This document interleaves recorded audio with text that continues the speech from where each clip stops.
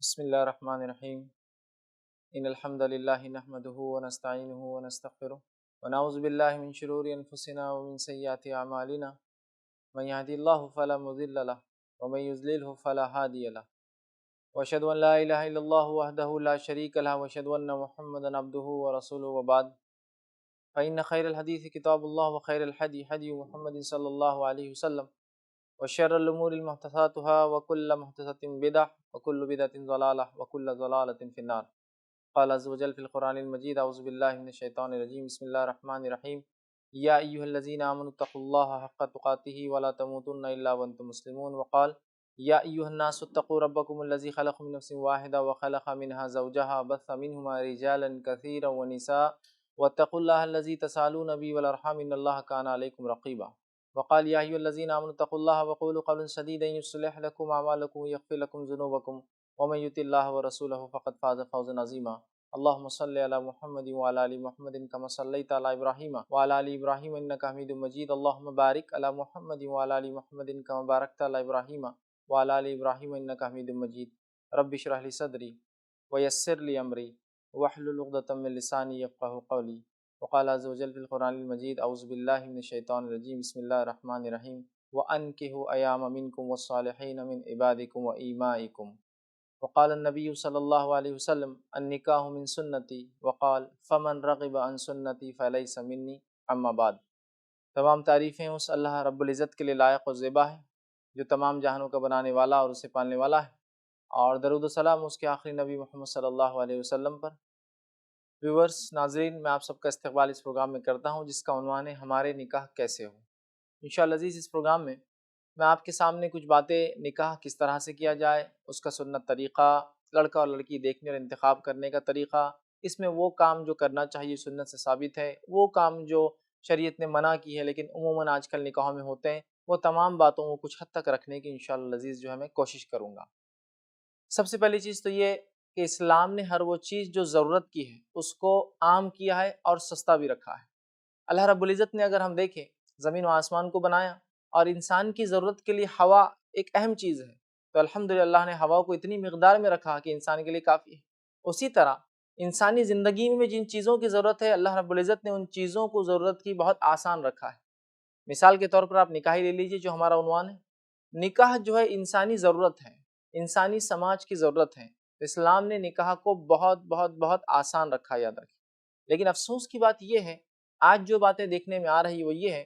کہ نکاح بہت مہنگے اور بہت کم ہو گئے ہیں، اس لیے کہ ہم نے نکاح کا وہ طریقہ چھوڑ دیا جو سنت سے ہمیں بتایا گیا تھا، اور نکاح کو ہم نے اللہ رب العزت نے اور اس کے نبی نے جو طریقہ بتایا تھا اس طریقے کے پیرلل ہم نے بھی ایک طریقہ نکالا ہے نکاح کرنے کا، جس کی وجہ سے نتیجہ یہ نظر آ رہا ہے کہ نکاح مشکل ہو گئے، نکاح مہنگے ہو گئے. اور جس بیٹی کی پیدائش پر نبی اکرم صلی اللہ علیہ وسلم نے خوشخبری سنائی، جس بیٹی کی پیدائش پر دور جہالت میں عربوں کا چہرہ بدل جاتا تھا، اس عمل کو اللہ نے غلط ٹھہرایا.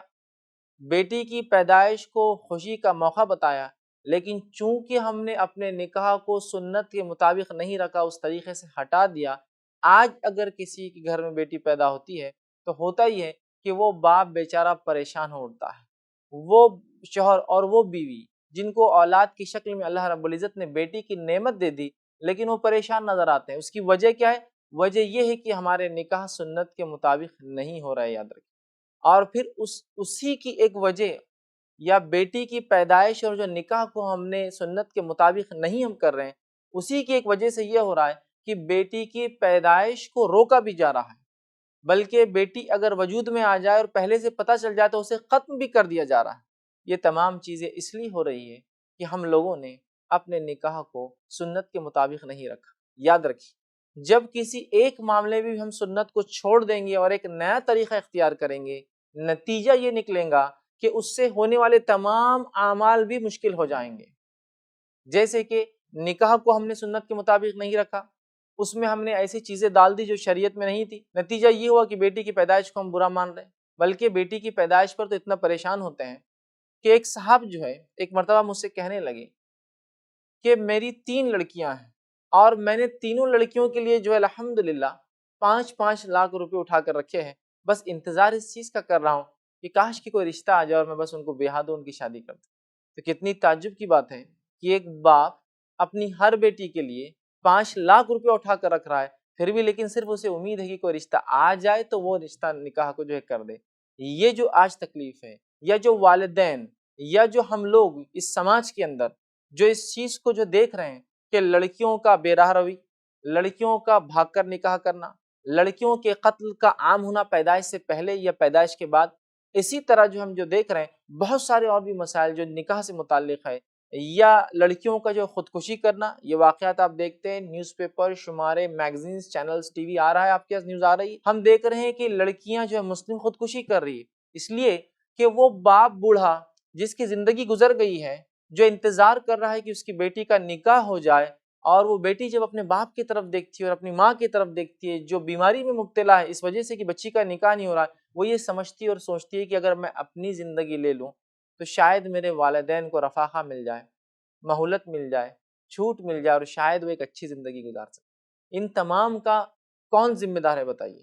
ان تمام کے ذمہ دار میں اور آپ، ہم لوگ ہیں، یاد رکھیں، اس لیے کہ ہم نے اپنے نکاح کو سنت کے مطابق نہیں رکھا، اسی لیے یہ عنوان باندھا گیا کہ ہمارے نکاح آخر کیسے ہو۔ کیا واقع میں اسلام میں نکاح اتنا مشکل ہے؟ جبکہ اسلام کی فطرت میں نے شروع میں بتا دی، جو چیز ضرورت کی اسے آسان کر دیا اسلام۔ تو کیا اسلام میں نکاح واقع میں اتنا مشکل ہے کہ اگر ایک نکاح ایک انسان کو کرنا ہے، چلیے تو لڑکیوں کا معاملہ میں نے کہا، حالات تو اس حد تک ہے کہ لڑکے بھی نکاح نہیں کر پا رہے آج، چونکہ وہ سنت کے مطابق نہیں ہو رہے، کہیں جہیز کی لعنت ہے، تو کہیں یہ ہے کہ مہر اتنا باندھا جا رہا ہے کہ لڑکے انتظار کرے اور مہر جمع کرتے کرتے زندگی گزار دے رہے ہیں۔ تو بہرحال معاملہ دونوں ہی طرفہ ہے، چاہے وہ جہیز کی شکل میں ہو، یا لڑکی کی پیدائش، چونکہ لڑکی کا نکاح بڑی مشکل سے ہوتا ہے، یا پھر مہر کی زیادتی کی شکل میں ہو، بہرحال نقصان ہم تمام بھگت رہے ہیں۔ اور اس کا ایک نتیجہ یاد رکھیے، جب ہم نے اپنے نکاحوں کو سنت کے مطابق نہیں رکھا، غیر شرعی، غیر اسلامی رسومات کا اس میں دخل دیا، اپنے نکاحوں کو ہم نے مہنگا کر دیا، جو کہ آسان ہے، سستا ہے، اس کے لیے کچھ بھی نہیں لگتا ہے، تو نتیجہ یہ ہوا کہ اللہ رب العزت کی طرف سے ہم پر بھی سختیاں آ گئی، یاد رکھیں، اس لیے کہ اللہ نے تو شریعت کے مطابق آسانی کر دی، ہم لوگوں نے جب یہ کام کیا تو پھر وہ سختیاں یہ ہے کہ آج نکاح بہت مشکل سے ہو پا رہے ہیں، اور نکاح نہ ہونے کی وجہ سے جو سماج میں برائیاں پھیل رہی ہے، جو حالات رونما ہو رہے ہیں، جو واقعات سامنے آ رہے ہیں، بہرحال وہ بتانے کے لائق نہیں ہے، اتنے سارے ہیں کہ اگر ہم انہیں دیکھتے رہیں تو ہم صرف اس ایک عمل نکاح کو غیر سنت طریقے پہ کرنے کی وجہ سے جو نقصان ہم بھگت رہے ہیں اس کی ایک فہرست اگر گنے تو ممکن نہیں ہوگا، یاد رکھیں اتنے نقصانات اس کے ہو رہے ہیں۔ تو لہٰذا یہ آج کے وقت کی ضرورت ہے کہ اپنے نکاحوں کو ہم سنت کے مطابق ڈھالیں، کہ اللہ کی کتاب نے کیسے حکم دیا، نبی اکرم صلی اللہ علیہ وسلم نے نکاح کیسے کیے، اصحاب رسول صحابہ نے اپنے نکاح کیسے کیے، ان کی اولادوں کے نکاح کیسے ہوئے، تاکہ انشاءاللہ العزیز جب ہم بھی نکاح کو اس کے مطابق کریں گے تو ہمارے لیے یاد رکھیے بہت سارے فائدے اس دنیا میں ہوں گے، اور بہت سارے فائدے انشاءاللہ العزیز جو ہے آخرت میں ہم اس کے جو اٹھائیں گے۔ ورنہ اگر یہ چلن چلتا رہا، یہ معاملہ یوں ہی چلتا رہا، یہ حالات یوں ہی چلتے رہے، اور صرف ہم بات کرتے رہیں کہ ہاں نکاح ایسے ہونا چاہیے، نہیں نکاح تو سنت کے مطابق ایسے سنائے، نہیں یہ بات تو بالکل آپ نے سچ فرمائی ہے کہ نکاح سادے ہونا چاہیے، نہیں یہ بات بھی بالکل درست ہے کہ نکاح سستے ہونے چاہیے، اور صرف یہ معاملہ صرف لپ سروسز تک رہا، صرف بات چیت کے حد تک رہا کہ آپ صرف کچھ کہہ دیں کہ ہاں ایسا ہونا چاہیے، اور عملاً ہم نے اپنے نکاحوں کو اگر سنت کے مطابق نہیں ڈالا تو پھر نقصان اور شدید ہم بھگتیں گے، یاد رکھیں اور زیادہ ہوتا جائیں گا۔ تو بہرحال انشاءاللہ العزیز میں اس کڑی میں، اس سیریز میں کچھ ایسی باتیں سلسلے وار ہم دیکھیں گے جن کے اندر بہت ساری ایسی باتیں آئیں گی جس معاملے میں ہم دیکھیں گے ہم نے سنت کو چھوڑ دیا۔ انشاءاللہ عزیز میں اس میں اس بات کو بھی ضرور جو ہے ذہن میں رکھوں گا، اور اس بات کو بھی رکھوں گا کہ اس سنت کو چھوڑنے سے کیا داخل ہوا، یا کسی چیز کے داخل کرنے سے سنت کیسے اس چیز سے نکل گئی، اور پھر غلط طریقہ، غلط چلن آ گیا، اور اسلامی طریقہ چھوڑ کر ہم نے پتہ نہیں کن کن کی روایات، کن کن کے کلچرز، کن کن کے طریقے، کن کن باتوں کو لے لیا۔ حالانکہ میں اور آپ ہم تمام یہ گواہی دیتے ہیں ایک مسلمان ہونے کے ناطے کہ ہمارے لیے نبی اکرم صلی اللہ علیہ وسلم میں اللہ نے بہترین نمونہ رکھا ہے۔ خود اللہ رب العزت نے اس بات کی وضاحت اپنی کتاب میں کر دی اور کہا لَقَدْ كَانَ لَكُمْ فِي رَسُولِ اللَّهِ أُسْوَةٌ حَسَنَةٌ، کہ اللہ کے رسول صلی اللہ علیہ وسلم میں مسلمانوں تمہارے لیے بہترین نمونہ ہے۔ پھر جب ہم یہ بھی کہتے ہیں کہ ہم نبی اکرم صلی اللہ علیہ وسلم کو نمونہ مانتے ہیں، آئیڈیل مانتے ہیں اور ان کے زندگی کے مطابق اپنی زندگی ڈالنا چاہتے ہیں، تو ظاہر سی بات ہے انسانی زندگی کو اگر دیکھیں کہ یہ سنت کے مطابق ہو، اور میں آپ کے سامنے کچھ باتیں جو ہے کہ نکاح کے تعلق سے یہ سنت کے مطابق کیسے ہو رکھنے کی بہرحال جو ہے کوشش کروں گا۔ اور سب سے پہلے جو چیز ہم دیکھیں گے بریک کے بعد وہ یہ ہوں گی انشاءاللہ کہ نکاح کی اسلام میں کیا اہمیت ہے اور نکاح کے کیا فضائل ہے۔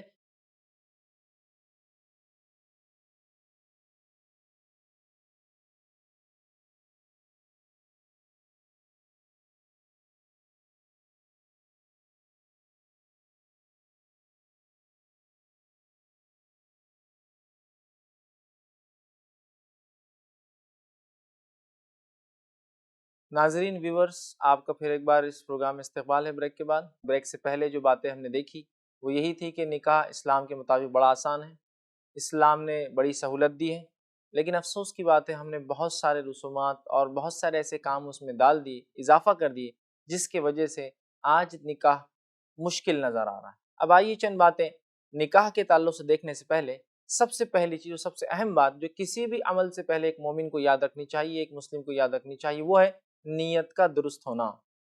تو سب سے پہلی چیز جو نکاح سے پہلے ہم یاد رکھیں گے وہ یہ ہے کہ ایک انسان کی اس عمل سے پہلے نیت درست ہو، اس لیے کہ نبی اکرم صلی اللہ علیہ وسلم فرماتے ہیں، صحیح بخاری کی روایت ہے، عمر ابن خطاب رضی اللہ عنہ حدیث کے راویہ فرماتے ہیں، نبی اکرم صلی اللہ علیہ وسلم نے فرمایا، انما الاعمال بالنیات، اعمال کا انحصار، اعمال کا دار و مدار نیت پر ہے، اعمال نیت سے ہے۔ مطلب یہ ہوا کہ انسان جس قسم کی نیت رکھیں گا ویسے ہی اس کے عمل کا اللہ رب العزت اس کو بدلے میں اجر دیں گا۔ آگے آپ نے فرمایا کہ جس کسی شخص نے ہجرت کی اس نیت سے کہ اللہ اس کے رسول کے لیے، تو اسے ہجرت کا ثواب ملے گا، اور جس نے ہجرت اس لیے کی کہ کسی خوبصورت لڑکی سے نکاح کرے تو بہرحال اسے اس چیز کا اجر ملے گا۔ تو لہٰذا ہم اپنی نیتوں کو درست کر لیں کہ ہم نکاح اس لیے کر رہے ہیں کہ دین اور اسلام نے نکاح کا ہم کو حکم دیا،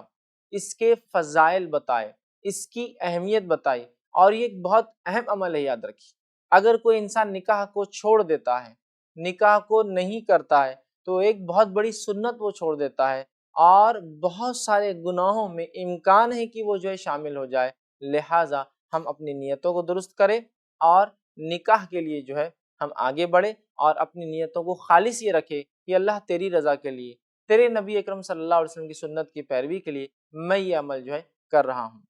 نکاح کے فضائل میں جو باتیں ہمیں بتائی گئی ہے اس میں سے چند فضائل اور اس کی چند اہمیت کی باتیں اور احادیثیں آپ کے سامنے میں رکھتا ہوں۔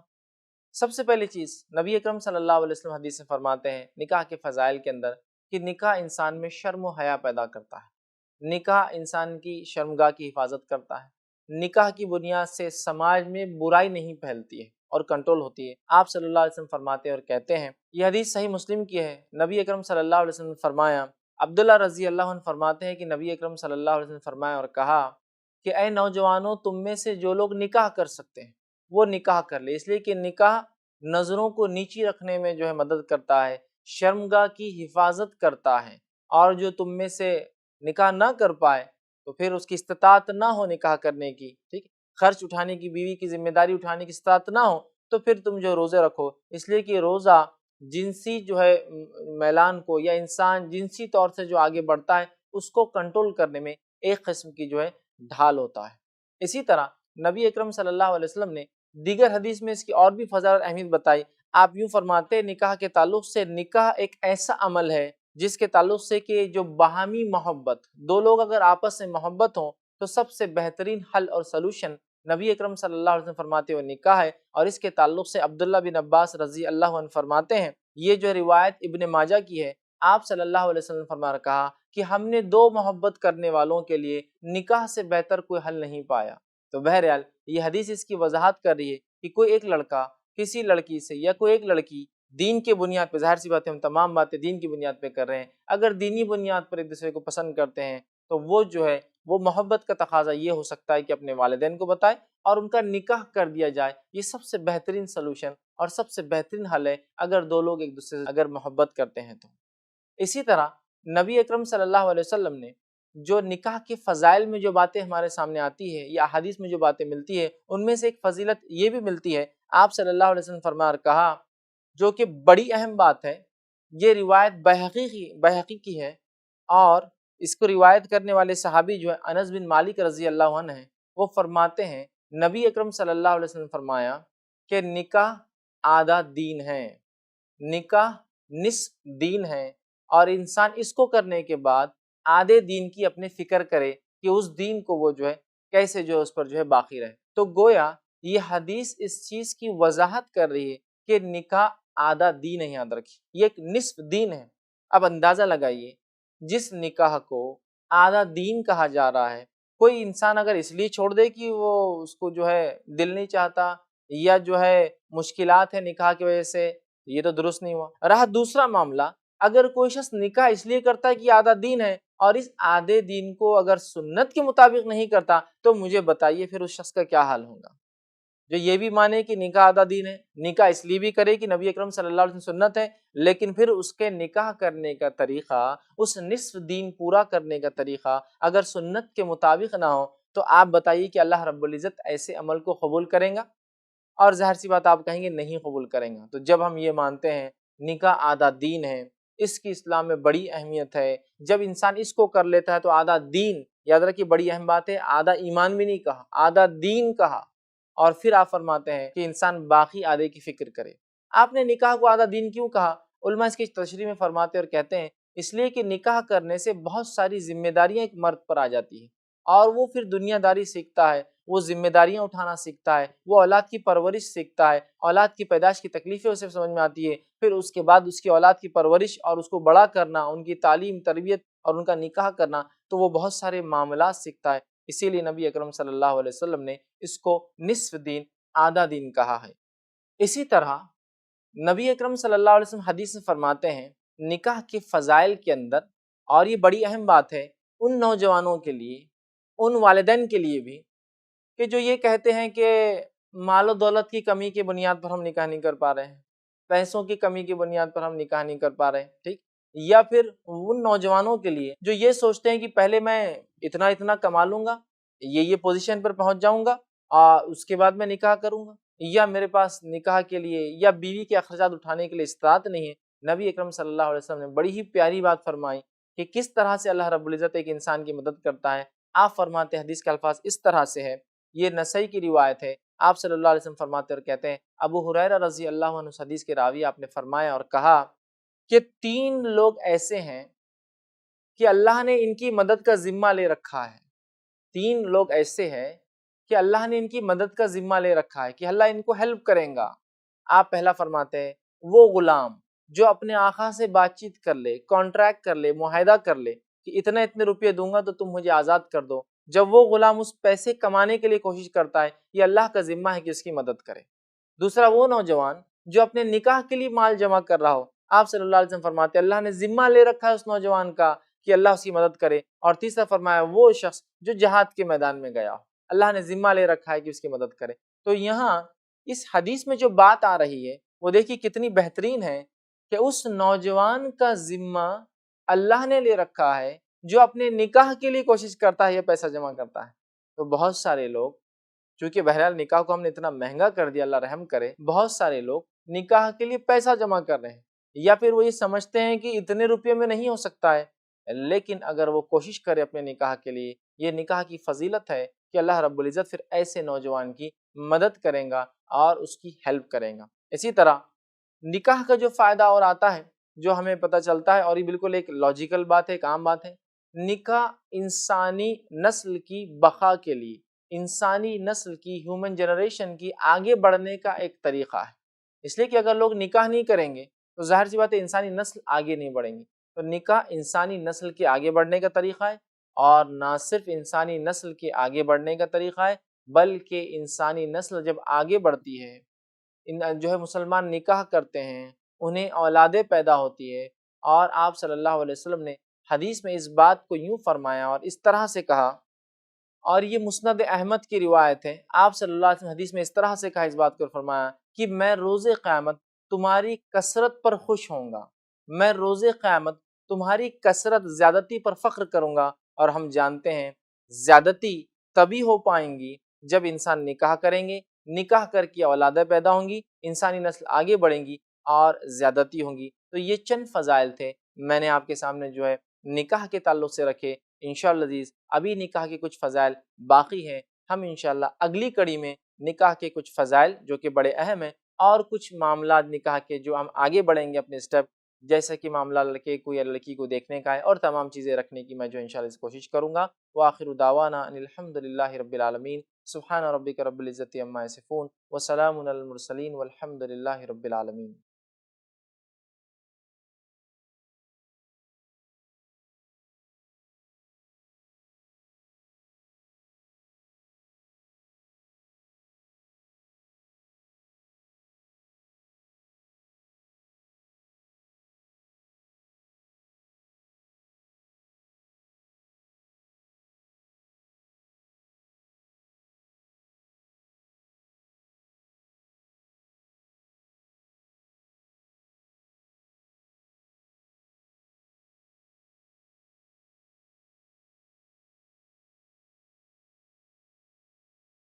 السلام علیکم، آپ بھی ہمارے اس کام میں تعاون کریں اپنی زکوٰۃ اور صدقات کے ذریعے۔ ڈونیشن ڈیٹیل حاصل کرنے کے لیے ڈونیٹ اس پر کلک کریں۔ اگر آپ کو ہمارا ویڈیو پسند آئے تو اسے شیئر کریں اور ثواب کے حقدار بنیں۔ روزانہ ہمارے نئے ویڈیوز پانے کے لیے یوٹیوب چینل کو سبسکرائب کریں اور بیل آئیکن دبائیں۔ ہم سے دیگر سوشل میڈیا پر جڑنے کے لیے ویڈیو میں دیے گئے آئی ڈیز کو سرچ کریں۔ جزاک اللہ۔